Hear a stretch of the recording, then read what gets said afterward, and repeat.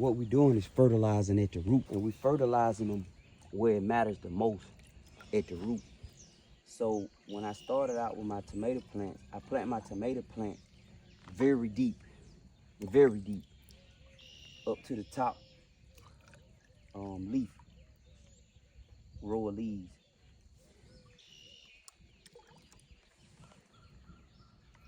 So in order to get good saturation and good nutrition down there, we put these pipes on the side of the plant, and that allows us to fertilize directly at the root.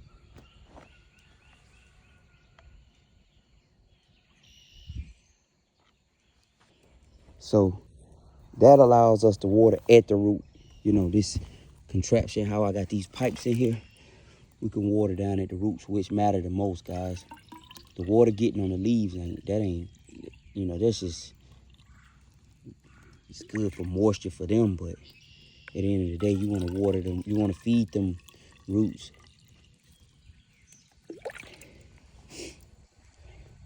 And I want to also show y'all the Florida weave method I'm using when I'm weaving my, y'all see the actual twine. I'm putting twine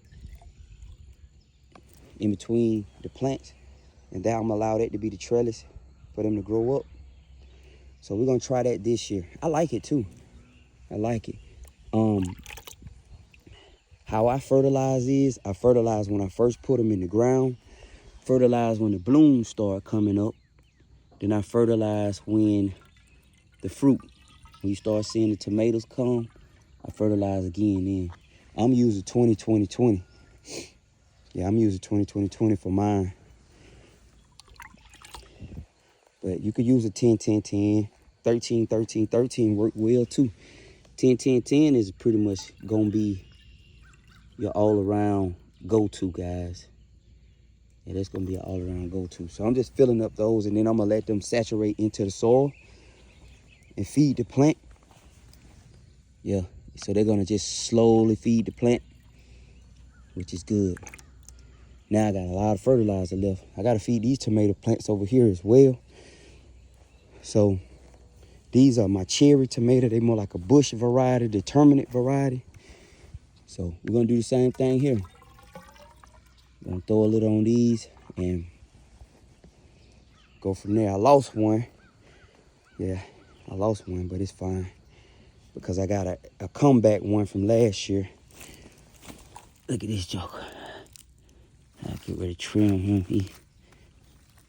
I'm gonna put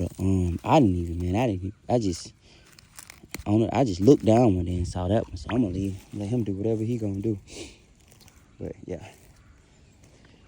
All right, let me get these girls situated, and then from there I'll use what's left and put it around plants and whatever else left to put on.